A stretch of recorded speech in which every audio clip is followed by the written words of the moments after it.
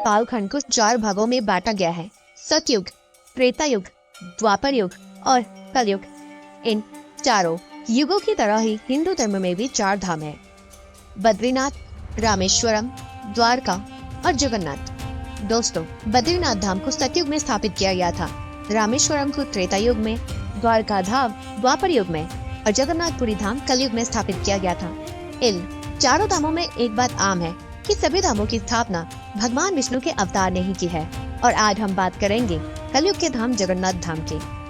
प्रभु श्री जगन्नाथ जी जो अपनी बहन सुभद्रा और बड़े भैया बलदाव जी के साथ इस मंदिर में निवास करते हैं और इस मंदिर में भगवान की सिर्फ पूजा ही नहीं की जाती बल्कि पूरा का पूरा त्योहार मनाया जाता है। जगन्नाथपुरी धाम दुनिया का सबसे लोकप्रिय और पूजनीय तीर्थ स्थल में से एक है। ये मंदिर अनेकों इतिहास का साक्षी है। वैसे तो जगन्नाथ जी इस समस्त चराचर जगत के पिता हैं, लेकिन यहाँ पर प्रभु की लीला ही अलग है, क्योंकि इस मंदिर में प्रभु श्री जगन्नाथ जी को स्नान कराया जाता है और जैसे ही भगवान जी को स्नान कराते हैं उसके बाद वे बीमार हो जाते हैं। इतना ही नहीं, उन्हें दवाइयाँ भी दी जाती है, काढ़े पिलाए जाते हैं। हर 15 सालों में उनका पुनर्जन्म भी होता है। उन्हें नगर भ्रमण कराया जाता है। वे अपने भक्तों से मिलते हैं, उनकी बातें सुनते हैं और साथ ही अपनी मौसी के घर भी जाते हैं। और अगर अभी तक आप हैरान नहीं हुए तो आगे सुनिए। भगवान जगन्नाथ मंदिर में घटित घटनाओं के माध्यम से भविष्य में होने वाली आपदाओं और महामारी के संकेत देते हैं भगवान श्री जगन्नाथ। इस मंदिर की अनेकों ऐसी कथाएं एवं रहस्य हैं जिसके बारे में आप कुछ भी नहीं जानते। दोस्तों, यह मंदिर पूरी तरीके से चमत्कारिक मंदिर है, इसलिए यहाँ जो भी वैज्ञानिक शोध करने के लिए आते हैं वे बस अपना सर खुजाते रह जाते हैं। तो बने रहिए इस वीडियो के अंत तक, क्योंकि इस वीडियो में मैं आपको जगन्नाथपुरी के मंदिर का इतिहास बताऊंगी जो आज तक आपसे छुपाया गया। और आगे बढ़ने से पहले चैनल को सब्सक्राइब करके हमें मोटिवेट जरूर करें। दोस्तों, ये तो आप जानते होंगे कि जगन्नाथ मंदिर को धरती का 8वां वैकुंठ कहा जाता है, यानी कि जो भी भक्त यहाँ जाता है और भगवान जगन्नाथ जी के सच्चे मन से दर्शन करता है वो जन्म मरण के बंधन से मुक्त हो जाता है। लेकिन क्या आप जानते हैं कि दर्शन करके वापस आते वक्त अगर गलती से भी एक गलती आपसे हो गई तो आप जन्म मरण के चक्र से कभी मुक्त नहीं हो पाएंगे। ऐसा क्यों? चलिए आज आपको इसका एक रीजन बताते हैं। जगन्नाथपुरी का सिंह द्वार सबसे ज्यादा रहस्यमय है, क्योंकि वहाँ पर 22 रहस्यमय सीढ़ियाँ हैं। हर एक सीढ़ी का अपना एक महत्व है। कोई सीढ़ी ज्ञानेंद्रिय का प्रतीक है तो कोई सीढ़ी 5 तत्वों का। पर इनमें से सबसे खास सीढ़ी है तीसरी सीढ़ी, जिसमें काले रंग का पत्थर जड़ा हुआ है। ये यमशिला है, यानी कि यमराज जी का पत्थर।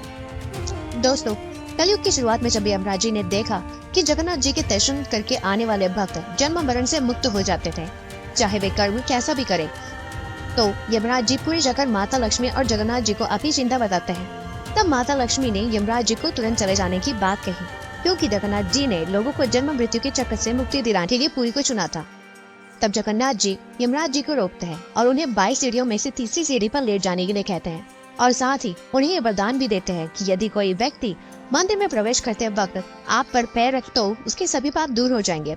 यदि कोई मंदिर से बाहर जाते वक्त आप पर पैर रख देगा तो आप उससे मेरे और मंदिर द्वारा दिए गए सभी पुण्य छीन सकते हैं। दोस्तों, आप भगवान जगन्नाथ की पूजा और आराधना तो करते ही हैं, और आप ही नहीं, बहुत से ऐसे विदेशी लोग भी हैं जो भगवान जगन्नाथ के दर्शन के लिए पुरी आते हैं। लेकिन इस मंदिर में सिर्फ उन्हीं लोगों को प्रवेश की अनुमति है जो जन्मजात से हिंदू है। तो चलिए इसका रीजन भी जान लेते हैं। देखिए, सालों पहले ऐसा बिल्कुल भी नहीं था। पहले विदेशी कोई न कोई आता तो जरूर था, चाहे वो मुस्लिम आक्रमणकारी हो या फिर अंग्रेज। सभी का एक ही उद्देश्य था, मंदिरों को तोड़कर नष्ट करना और मंदिरों की संपत्ति को लूटना।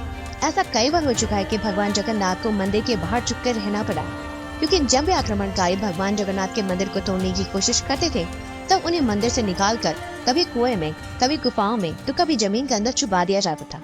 जगन्नाथपुरी मंदिर पर लगभग 18 बार आक्रमण हो चुके हैं और यही सबसे बड़ा रीजन है कि इस मंदिर में गैर हिंदुओं का प्रवेश वर्जित है। देवताओं का निवास स्थान धरती भी रहा है। भगवान विष्णु बद्रीनाथ धाम में स्नान करते थे, द्वारका में वस्त्र बदलते थे, जगन्नाथपुरी में भजन करते थे और रामेश्वर में विश्राम करते थे।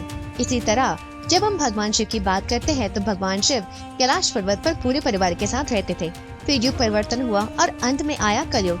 कहते हैं जब कलयुग की शुरुआत हुई तो पृथ्वी पर पाप बढ़ने लगा, दुनिया तेजी से अपने विनाश की ओर अग्रसर होने लगी और तब तक सभी देव पृथ्वी से जा चुके थे। द्वापर युग के अंत के बाद सृष्टि के संचालन की जिम्मेदारी प्रभु श्री जगन्नाथ जी पर आ गई थी। कलयुग में सिर्फ 2 ही ऐसे देवता है जो सबसे ज्यादा जागृत हैं।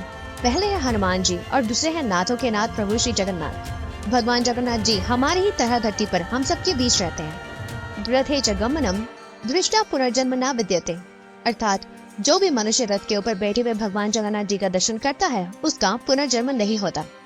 दोस्तों, इस सृष्टि को बनाने, चलाने और इसके विनाश की जिम्मेदारियां त्रिदेवों में बटी हुई है। भगवान ब्रह्मा सृष्टि के सृजन करता है, भगवान विष्णु इस सृष्टि को सुचारू रूप से चलाते हैं और जब भी ये सृष्टि पाप के असंतुलन से डगमगाने लगती है तो भगवान शिव इसका विनाश करते हैं। दोस्तों, जगन्नाथ मंदिर के रहस्य को जान लेते हैं। भगवान जगन्नाथ जी के रथ का बाजार पर रुकने का रहस्य। हैरानी की बात तो यह है कि हिंदू धर्म के देवता का मुस्लिम बाजार से क्या रिश्ता। कहानी कहती है कि जब भारत में मुगलों का शासन हुआ करता था तब वहाँ सालबेग नाम का एक वीर था। सालबेग के पिता मुस्लिम और माता हिंदू थी। एक युद्ध के दौरान सालबेग के माथे पर गहरी चोट लगी। इस चोट के ठीक न होने की वजह से उसे सेना से निकाल दिया गया।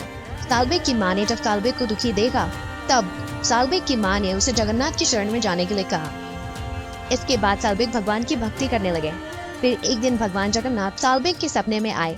सालबेग ने सुबह उठकर अपनी चोट को सही पाया तो भगवान का गुणगान करते हुए भगवान जगन्नाथ के मंदिर पहुंच गया, लेकिन मुस्लिम होने के कारण उसे अंदर नहीं जाने दिया गया।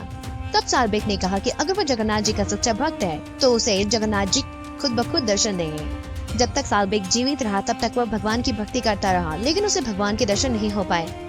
लेकिन जिस वर्ष उसकी मृत्यु हुई उस वर्ष रथ यात्रा के दौरान भगवान जगन्नाथ जी का रथ अपने आप ही सालबेग के मजार के सामने जाकर रुक गया। लोगों ने बहुत कोशिश की लेकिन रथ 1 इंच भी आगे नहीं हिला। तब किसी ने भगवान के परम भक्त सालबेग के बारे में बताया। इसके बाद वहाँ मौजूद सभी लोगों ने सालबेग के नाम के जयकारे लगाए। तब जाकर भगवान जगन्नाथ जी का रथ आगे बढ़ा और तब से हर वर्ष ऐसा ही होता है। दूसरा है ओडिशा के पुरी में निकलने वाली रथ यात्रा 500 सालों से चलती आ रही है। इसके बारे में स्कंद पुराण, नारद पुराण, पद्म पुराण, ब्रह्म पुराण में वर्णन मिलता है। मान्यता है कि रथ को खींचने वाले को मोक्ष की प्राप्ति होती है।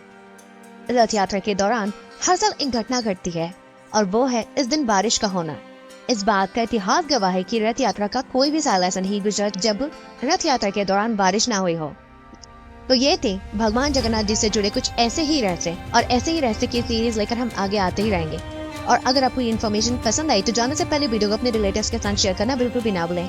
And please do subscribe and hit the bell icon. Comment में जगन्नाथ जी का जयकारा जरूर लगाएं। धन्यवाद।